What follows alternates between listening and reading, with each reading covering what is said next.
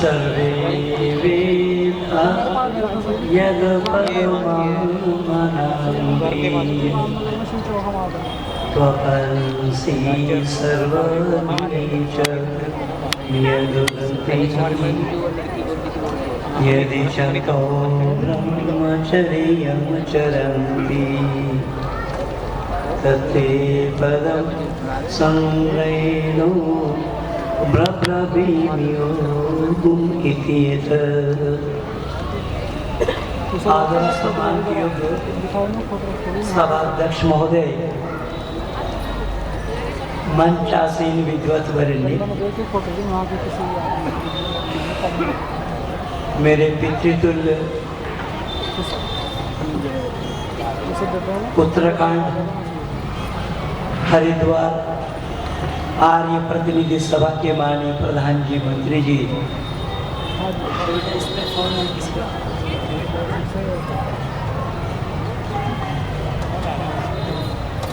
प्रतिनिधि सभा के सभी कार्यकर्ताओं और अधिकारियों, वो बच्चे जो है शायद दूर दराज से आए हुए विभिन्न आर्य समाज के संगठन के सभी कार्यकर्ता और अधिकारीगण, इस कार्यक्रम के सभी कार्यकर्ता और उद्योक्तागण, सभा में उपस्थित धर्मप्रेमी सज्जन मेरे एवं मान्य मातृशक्ति, आवाज सुनकर के आप लोग जरूर समझ रहे होंगे इस गधे के ऊपर कितना अत्याचार किया जा रहा है। 26 तारीख से निरंतर मैं 6-6 घंटा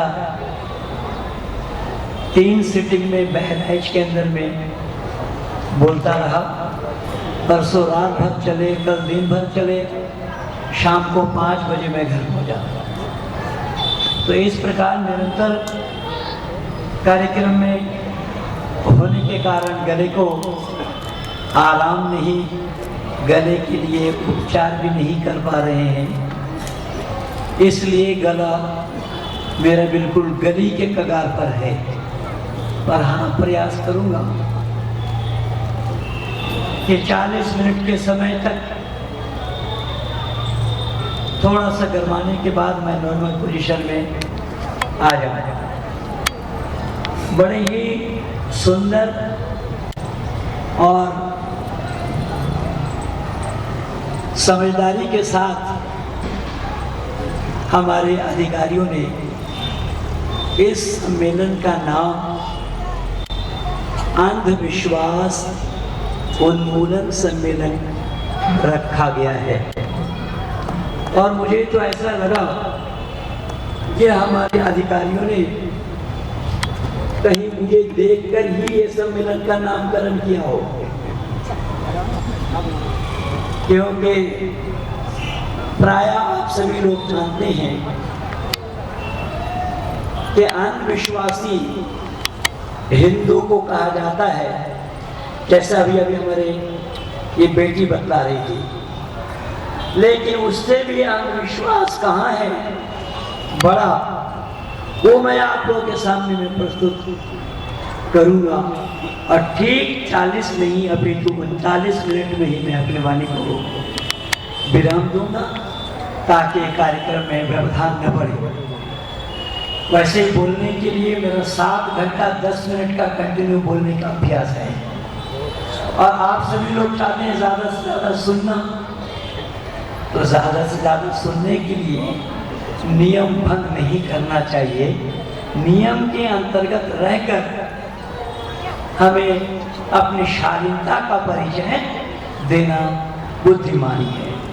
इसीलिए मैं अधिकारियों को परेशान करूँगा नहीं, और परेशान करने की वृत्ति भी मुझ में नहीं है। मैं आप लोगों की घटना सुना दूँ। 1984 में करनाल के अंदर में महिला डिग्री कॉलेज में आर्य महासम्मेलन रखा गया, और उन दिनों मैं गुरुकुल इंद्रप्रस्थ में था स्वामी शक्तिवेश जी के साथ। और मैं पहले बोला कि गुरुकुल इंद्रप्रस्थ का ही मैं स्नातक हूँ। तो वहाँ पर उस करनाल वाले सम्मेलन में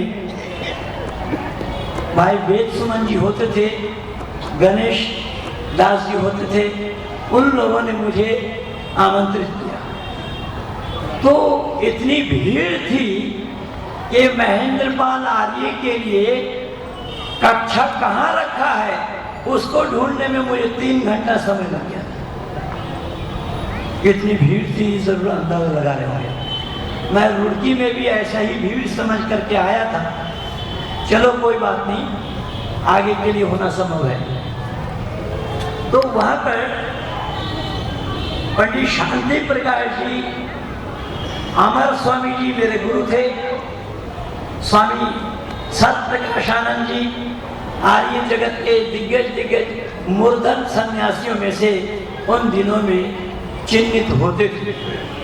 पंडित शांति प्रकाश जी को जो समय मिला, अमर स्वामी जी की अध्यक्षता में वो कार्यक्रम जारी था। पंडित शांति प्रकाश जी को जो समय मिला वो उससे 10 मिनट ज्यादा बोल गए। अमर स्वामी जी अध्यक्ष थे, मुझे कहने लगे कि महेंद्रपाल जी, जितना समय आपको मिले हो सके तो 1 मिनट कम बोलना, ज्यादा मत बढ़ना बेटा। शांति प्रकाश जी जैसे जब आप अपने समय में अपनी बात पूरी नहीं कर पाए तो 10 मिनट में कौन सा महाभारत सुनाएंगे आप। और आप तो अहिंसावादी हैं और ये एक प्रकार का हिंसा है।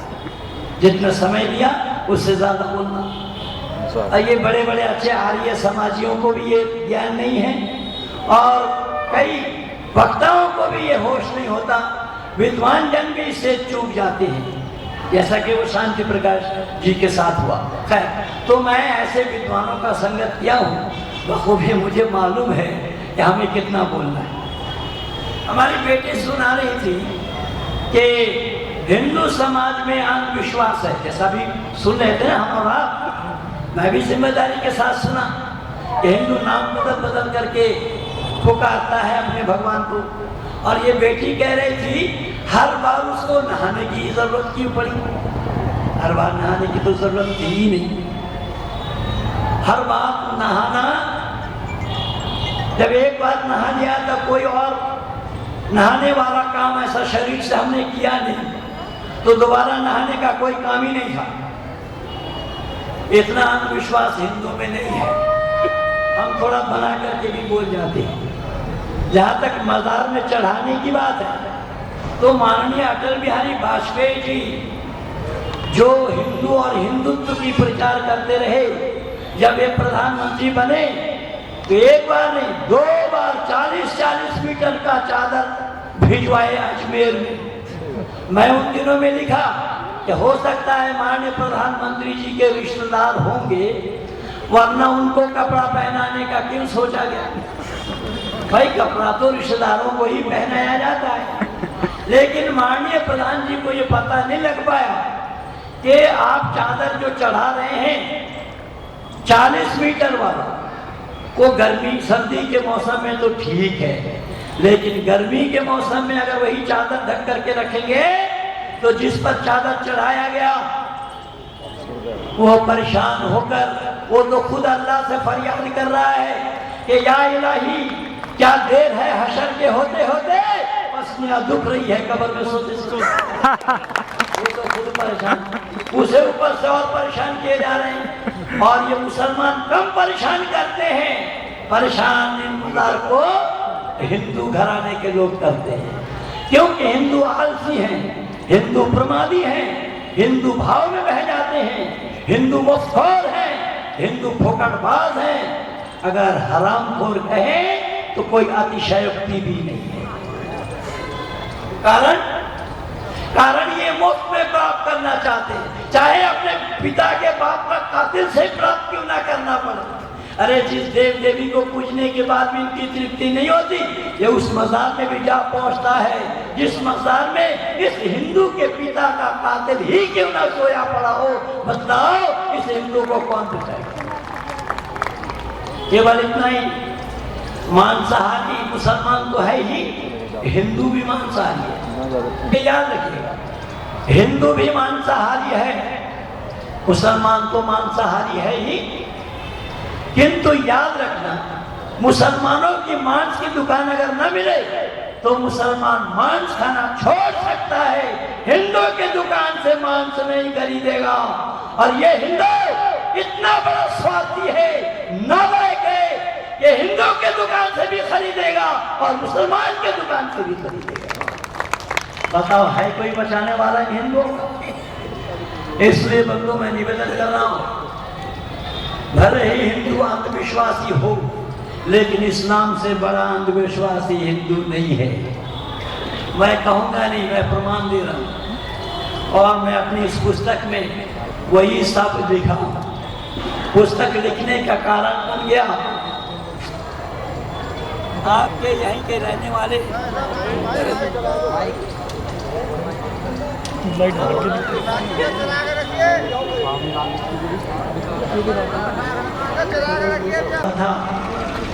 इस्लाम जगत के विद्वानों से कतिपय प्रश्न सही जवाब मिलने पर इस्लाम स्वीकार। उन प्रश्नों का जवाब देने का प्रयास किया था। मुशफिक सुल्तान नाम है, जो जाकिर नाइक के पालतू हैं, जबकि जाकिर नाइक को मैं 2004 से नियुक्त कर रखा हूँ। भारत वर्ष के अंदर में उसके पीस टीवी पर पूरा प्रतिबंध है। सुदर्शन न्यूज चैनल में जाकिर नाइक का पर्दाफाश मेरा कार्यक्रम हुआ और उस कार्यक्रम के बदौलत जाकिर नाइक की दुकानदारी बंद हुई। लेकिन सुदर्शन न्यूज चैनल में आने से पहले जाकिर नाइक को मैं लिखित प्रश्न किया। दिनों में सार्वजनिक सभा अपने लोगों की ही थी। अवैध कब्जा मौलाना अग्निवेश का नहीं था। और वो पत्र मैं लिखवाया सार्वदेशिक सभा के मंत्री और कन्वेनर।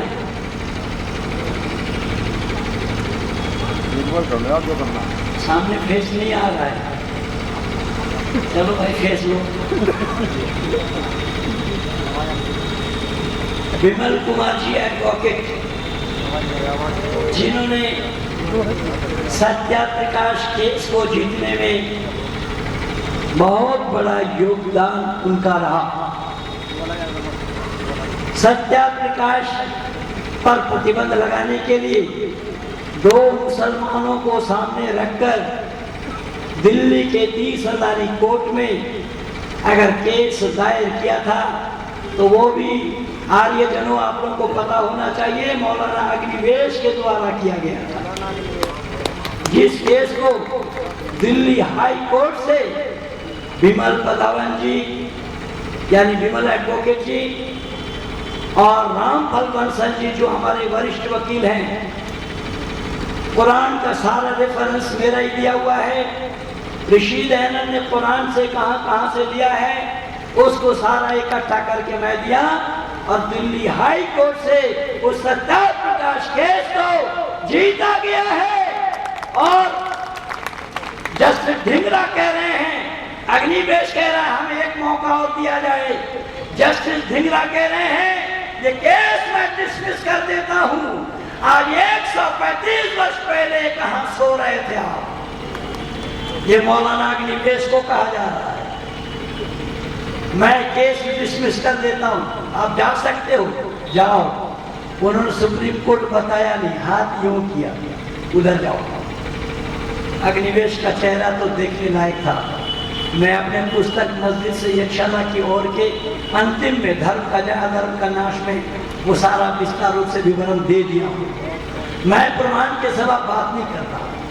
तो यहाँ पर मेरे सवालों को लिखने के लिए डॉक्टर असलम कासमी, जो आपके इस रुड़की के ही रहने वाले हैं, उन्होंने पुस्तक लिखी।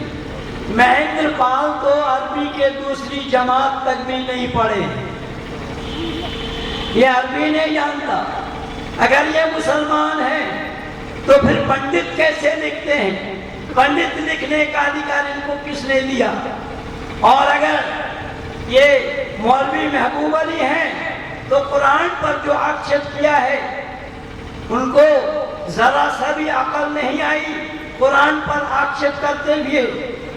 तो इन सभी बातों को लेकर उसी डॉक्टर असलम कासमी को मैंने ये जवाब दिया। बल्कि जवाब तो दे चुका था बहुत पहले, लेकिन पुस्तक के आकार में मैं इसको तैयार नहीं कर पाया था क्योंकि इकोनॉमिक कंडीशन मेरा बहुत अच्छा नहीं है। तो भाई कुलदीप जी के मदद से इस पुस्तक को मैंने छापकर आप लोगों के बीच में प्रस्तुत किया हूँ। मैंने निवेदन किया कि यहाँ पर डॉक्टर असलम कासमी साहब उनकी एक किताब है जिहाद या फसाद। तो जिहाद और फसाद नामी पुस्तक में डॉक्टर असलम कासमी लिखते हैं सभी बड़े बड़े धर्मों ने इस्लाम को माना। मैं यहीं पर ही सवाल जड़ दिया कि डॉक्टर असलम कासमी सभी बड़े बड़े धर्मों ने इस्लाम को माना, छोटा धर्म कौन है और बिचौलिया कौन है वो बताओ। भाई धर्म अगर बड़ा होगा तो छोटा भी होना पड़ेगा ना। अरे बोलो तो सही। मैं दिल्ली से आया हूँ आप लोग की आवाज सुनने के लिए। अपना तो मैं सुना ही रहा हूँ, लेकिन आप लोग भी मुझे संकेत दीजिए ना, तभी ना मैं बोल पाऊंगा। और मुझे ये भी लगे कि हाँ मैं लोकालय में बोल रहा था, जन समूह में बोल रहा था। अगर आप आवाज नहीं करेंगे तो ये जो कैसे भरा जा रहा है तो कहेंगे कहीं शमशान में ये बेचारा बोल रहा होगा। इसलिए परिचय दीजिए बुद्धिमानी का। मैंने निवेदन किया ये डॉक्टर असलम कासमी साहब आपको ये पता होना चाहिए कि धर्म मनुष्य मात्र के लिए एक होता है, ना तो धर्म बड़ा है ना धर्म छोटा है। तुम इस्लाम वाले नहीं जानते हो कि धर्म होता क्या। मैंने कहा अगर आपने ये अपने पुस्तक में लिखी कि बड़े बड़े धर्म, कुरान से पूछो, अल्लाह से पूछो, अल्लाह ने औरों को धर्म माना या नहीं। मैंने इस पुस्तक में अल्लाह से पूछा। पर अल्लाह से पूछने का मतलब ये मत समझिएगा कि मैं सातवां आसमान पर जाकर के अल्लाह से पूछा, नहीं। आसमान शब्द का अर्थ इस्लाम वाले नहीं जानते, और आसमान शब्द का अर्थ होता खाली जगह, स्पेस। ऋषि दयानंद ने आत्मा समुल्लास की उत्पत्ति विषय में लिखा है आकाशात वायु, वायु अग्नि, अग्नि अपयन सृष्टि का क्रम क्या है ऋषि ने दर्शाया है। इस्लाम वाले तो जानते भी नहीं है कि सृष्टि का क्रम होता क्या है। तो अल्लाह से पूछने का मतलब अल्लाह के अनुयायियों से पूछा। क्या पूछा इसी पुस्तक में पा जाएंगे सब। कुरान में अल्लाह ताला ने सूरा अल इमरान के आयत नंबर 19 और आयत नंबर 85 में जिक्र फरमाया इन्नद्दीन इंदल्लाहिल इस्लाम। क्या कहा अल्लाह ने कि इन्नद्दीन इंदल्लाहिल इस्लाम, एक ही दीन है जिसका नाम इस्लाम है। मैंने लिखा असलम कासमी तुम्हें कुरान का भी पता नहीं है, तुम कुरान को भी नहीं जानते हो। अल्लाह ने इस्लाम को छोड़कर किसी को जब दीन नहीं माना तो तुमने धर्म को बड़ा छोटा कैसे किया।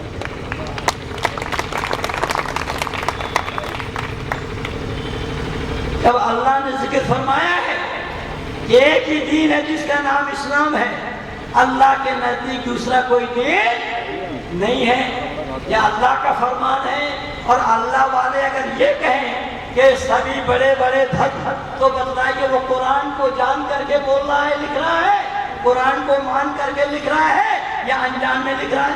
अनजान में। और मैं क़यामत तक समझ दे रखा, हो सके तो क़यामत से पहले जवाब देना बेटा, इससे पहले तो जवाब दे नहीं पाएगा। क़यामत तक समझ दे रखा। केवल इतना ही नहीं, सुनना ध्यान से मेरी बातों को, कि कहां कहां किस प्रकार की अंधविश्वास की बात कुरान के अंदर में अल्लाह ने की है। अल्लाह ने जिक्र फरमाया वलक़द ख़लक़नस्समावाति वल अर्ज़ फ़ी सित्तति अय्याम, क्या अल्लाह ताला ने 6 दिन में जमीन और आसमान को बनाया, 7वां दिन अर्श करार पकड़ा। आप लोगों से मैं पूछ रहा हूँ, दिन या रात का पता किस चीज के द्वारा लगता है? सूर्य। जब सूरज को कुरान और बाइबल में चौथा दिन बनाया गया बताया जा रहा है, तो जब सूरज ही चौथा दिन में बनाया गया तो उससे पहले 3 दिन का पता अल्लाह को कैसे लगा?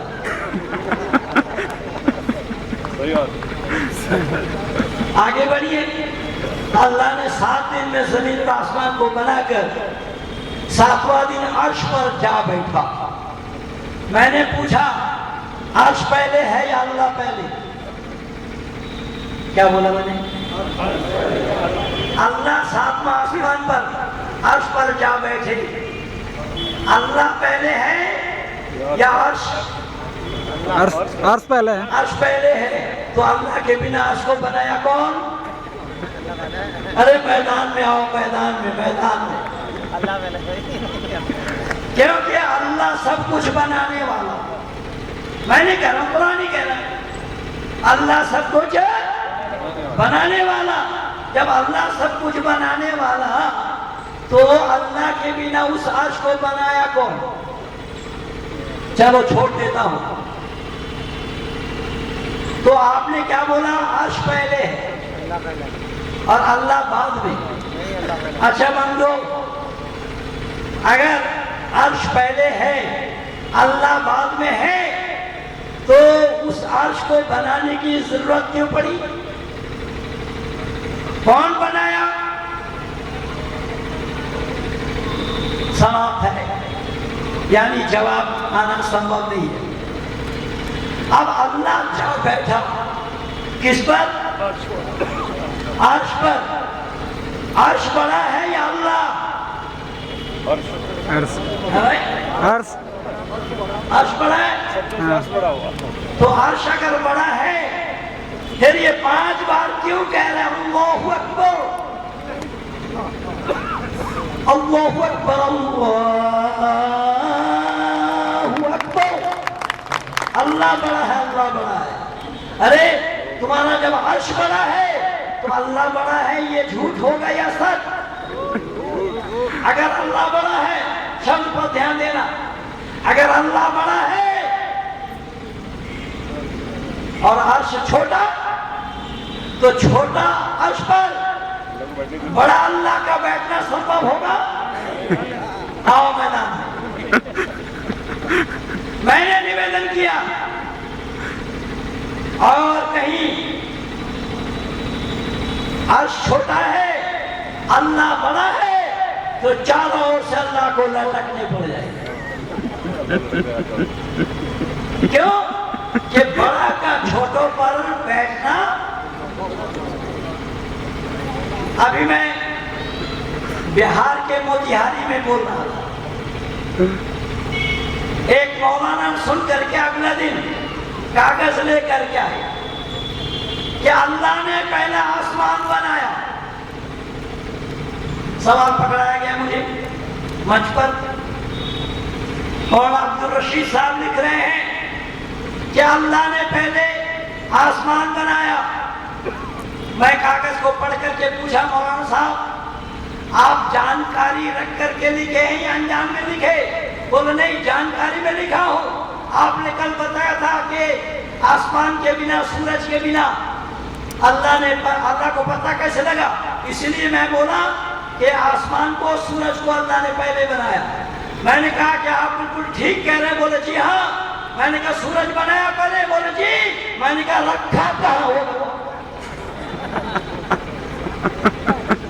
मेरे सामने अगर जगह ना हो, इन माइक का रखना, मेरा बैठना, इन मोबाइलों का रखना संभव होगा? स्थान पहले है या मैं पहले हूँ?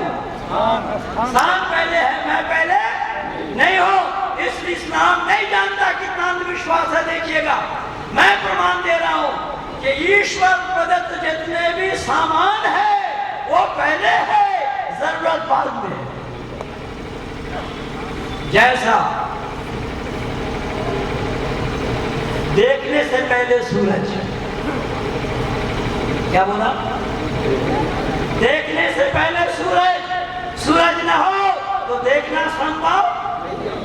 कितने सारे लोग बैठे हैं तभी स्वर से स्वर मिला करके बोलेंगे नहीं कि हिंदू जो ठहरे ये बेटी बिल्कुल ठीक कह रहे हैं। हिंदू की मानी होता है बिना पैनी का लोटा। हिंदू वो है जिसको धरती पर कोई पागल खाना नहीं जहां भर्ती करा जाए। मैंने निवेदन किया कि ईश्वर प्रदत्त जितने भी सामान है वो सामान पहले है, जरूरत बाद में है। देखने से पहले सूरज है, भूख से पहले खुराक है। माँ के उदर में होता है बच्चा, माँ के शिकन में दूध पहले आ जाता है या बच्चा भूमिष्ठ होने के बाद आता है? बोलो जल्दी भाइयों। पहले दूध पहले है और भूख बाद में है। प्यास से पहले पानी है और चलने से पहले धरती है। अगर धरती पहले ना हो तो हमारा और आपका आना संभव जल्दी बोलिए नहीं है। और धरती पर चलने के लिए ज्ञान है, ज्ञान पहले ना हो तो धरती पर एक कदम भी चलना संभव नहीं होगा। मौलाना सुल्तान कासमी को लिखा कि आप तो लिख रहे हैं कि कुरान पर कलम चलाने की हिम्मत, कुरान पर उंगली उठाने की हिम्मत। मैंने लिखा कि मेरे भाई देखिए कि मासा जी यही उसी बरवाला के हैं जिस बड़ी मस्जिद में इमाम था। अभी मैं बावली आ रहा हूँ 11, 12 और 13 नवंबर को। बावली के से सटा हुआ गांव है नसोली और बरवाला। नसोली के डॉक्टर सतपाल जी हैं और मैं उसी बरवाला में, आप साहिबान में बरवाला में। मैंने निवेदन किया उसी बरवाला के, तो मैंने कहा और बताया कि उंगली कैसे उठाई। मैंने कहा कि मेरे भाई उंगली मैं क्या उठाता न मालूम, लोगों ने क्या क्या उठा रखी है। राजा राममोहन राय सबसे पहले उठाए, उसके बाद सर यदुनाथ सरकार ने लिखा कुरान के ऊपर, उसके बाद मुंशी इंद्रमन जी ने लिखा उस कुरान के ऊपर, उसके बाद ऋषि दयानंद का नंबर आया। ऋषि दयानंद का नंबर पहले नहीं था क्योंकि मेरा तुलनात्मक अध्ययन ही उसी पर ही मैं एनालिसिस किया हूँ। कंपैरेटिव स्टडी फॉर रिलीजियस मेरा मूल विषय है, इसलिए मैं बहुत सबको नजदीक से पढ़ने का प्रयास किया। मौलाना असलम कासमी लिखते हैं कि इन्होंने कुरान पर उंगली उठाई। इनको मालूम नहीं कि कुरान में जहाँ जहाँ गैर मुस्लिमों को मारों का गौरू टोपीचों की बातें हैं कि उस काल की बात है जिस काल में इस्लाम वालों को, हजरत मोहम्मद साहब को वतन से निकाला जा रहा था, जला वतन किया जा रहा था, मारा जा रहा था। मक्का से जब वो मदीना गए तब ये आयतें नाज़िल हुई कि अगर कोई मारता है तो तुम उसे मारो। बंधुओं, मैं आप लोगों को विश्वास दिलाता हूँ, देखिएगा ये झूठ का पुलिंदा कैसा है, अंधविश्वास कैसा है। मौलाना यहाँ लिखते हैं कि वो काल था ऐसा कि जिस काल में मोहम्मद साहब को या मुसलमान जो उनके साथ हो चुके थे उन सब लोगों पर हिंदुओं ने अत्याचार किया, इसलिए अल्लाह ने यह आयत उतारी, काफिरों को मारो। अच्छा बंदो, जरा ये विचार करके देखना कि अल्लाह ज्ञानी है या अज्ञानी? पूछ रहा हूं मैं आपको, मैं कहूंगा नहीं, मैं इसके प्रमाण दे दिया हूं, अल्लाह ज्ञानी नहीं है। ज्ञान अल्लाह को नहीं है।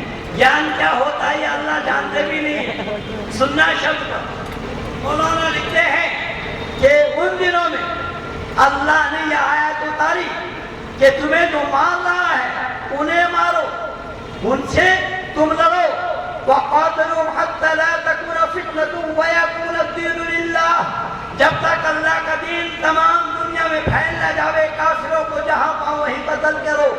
वलयुमहसिल्लाहु अल्लज़ीना आमनू हक़्क़ल काफिरीन, काफिर के दिल में हम रग़ब डाल देते, पर्दा डाल देते, जहां पाओ वहीं यातना दे दे करके मारो। या अय्युहन नबी जहादल कुफ़्फ़ार वल मुनाफ़िक़ून वग़्लुज़ अलैहिम, क्या है नबी, हम तुम्हें ताकीद करते हैं, हे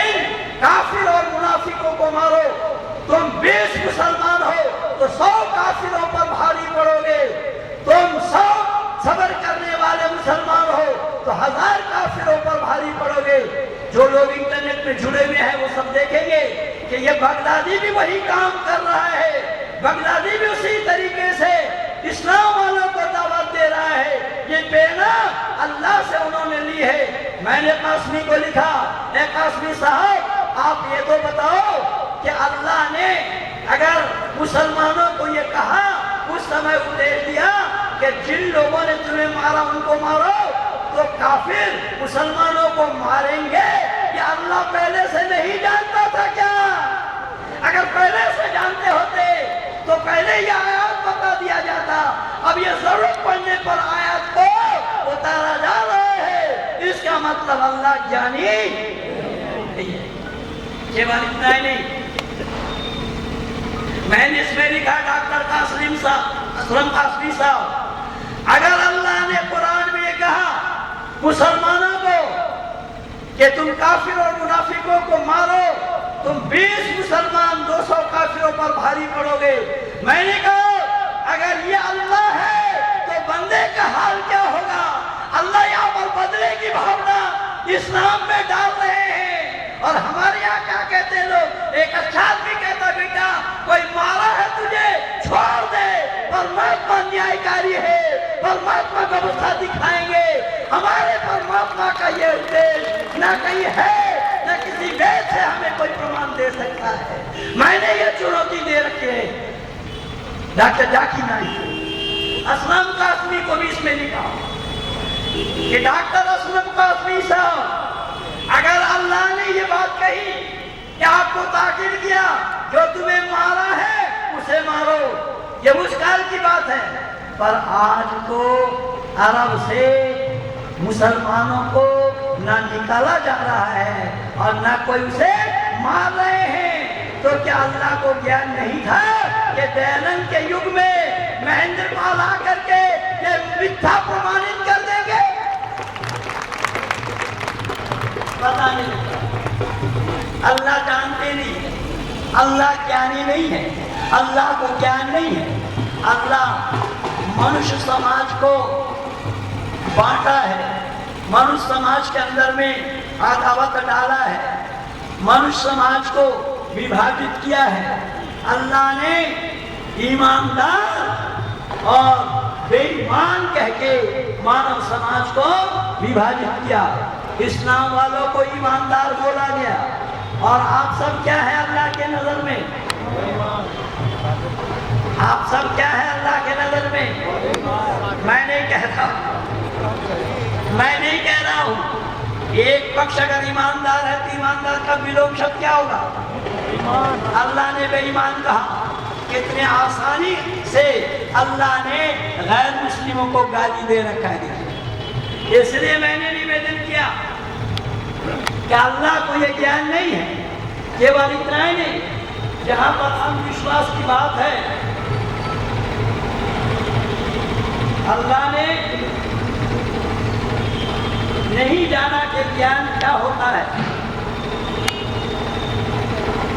देखिए मैंने कहा, कुरान कह रहा है वइज़िस्तस्क़ा मूसा लिक़ौमिही फ़क़ुलना बिअसाकल हजर फ़ंफ़जरत मिनहु इस्नता अशरता ऐनन क़द अलिमा कुल्लु उनासिन मशरबहुम कुलू वशरबू मिन रिज़्क़िल्लाहि वला तअसौ फ़िल अर्दि मुफ़्सिदीन। यहाँ अल्लाह ने क्या कहा? वइज़िस्तस्क़ा मूसा लिक़ौमिही फ़क़ुलना बिअसाकल हजर फ़ंफ़जरत मिनहु इस्नता अशरता ऐना। अब देखिए इसका अर्थ क्या है। मैंने इसके अर्थ को उर्दू में तो लिखा ही हो, हिंदी में भी लिखा हो, ताकि लोगों को पढ़ने में कोई कठिनाई और परेशानी न हो।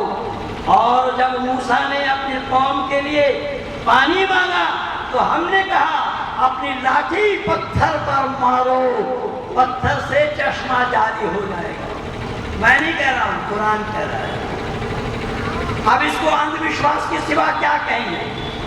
मूसा के कौम के लोगों ने मूसा से पानी की मांग की, मूसा अल्लाह के तरफ मुखातिब हुए तो अल्लाह ने कहा है मूसा तुम्हारे कौम को मैं पानी दे रहा हूँ, तुम आगे जाओ एक पत्थर मिलेगा, उस पत्थर पर आशा की मानी होता छड़ी, लाठी को मारो, उस लाठी को मारने से पत्थर से बकरा चश्मा जारी हो गया।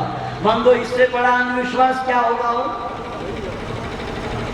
मैं विनती कर रहा हूं, अंधविश्वास का जड़ कहां है?